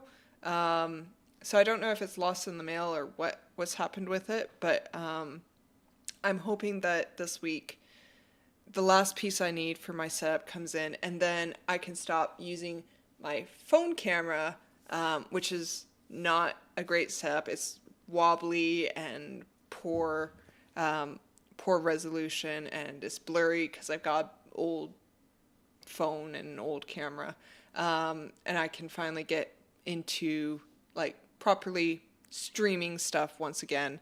And I'm going to be using my husband's DSLR camera because someone tipped me off that that was something that you can use for streaming, which I did not know. So hopefully when that part comes in, I will return to streaming on a regular basis for you guys.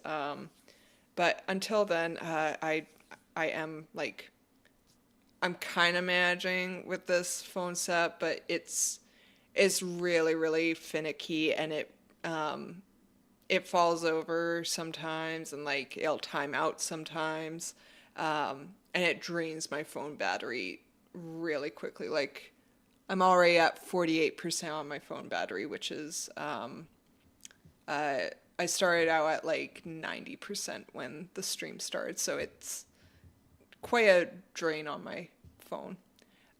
Which model and make DSLR? It's a Canon Rebel. I think it's a T3, I think is what it is. I think. Like it's not like a brand new DSLR or anything like that. But it is a DSLR. And when I tested it out, just like I had it on my desk here because that's where I could reasonably put it without it falling down, and it was quite nice. The resolution was quite nice. I was like, ooh, this feels fancy. So I'm really excited to try that out once my stuff comes in. Ooh, those Rebels are nice. 4.3 sensor, I believe. I will take your word on it. I used to know a decent amount about cameras when I was a teenager, but I haven't done like anything with photography or anything like that since then. And without knowing like much about, like I really just haven't had a need to look into that kind of stuff ever again. Maybe I'll look now that I'm doing stuff with it as a webcam. And I think too I'll be able to use it to like record like dedicated like YouTube videos. Like instead of like streaming stuff, I can use it for like recording stuff as well, which will be kind of nice. But yeah. And then if you guys didn't notice, here and there, I've got like a scrolly Lord of the Rings text stuff. And this is something that I actually created myself. I had a vision in my head of scrolly text things, and I had to make it happen. So I spent like 3 hours or 4 hours making this because I had a vision in my head of what I wanted, and I had to make it come to life. So I made this. I think it actually looks quite nice on the stream. I actually did some blending stuff too on like the starting soon page and the be right back page and the ending page. So there's like some other like darker scrolly text Lord of the Rings stuff. But yeah, ooh, I love it. You'll have to explain what you did when you have time another day. Yeah, no, I'll definitely mention it because it basically what I did was I had I use VSDC video editor, and I had to get like a pro subscription in order to do this because the free one doesn't use mass. But I basically had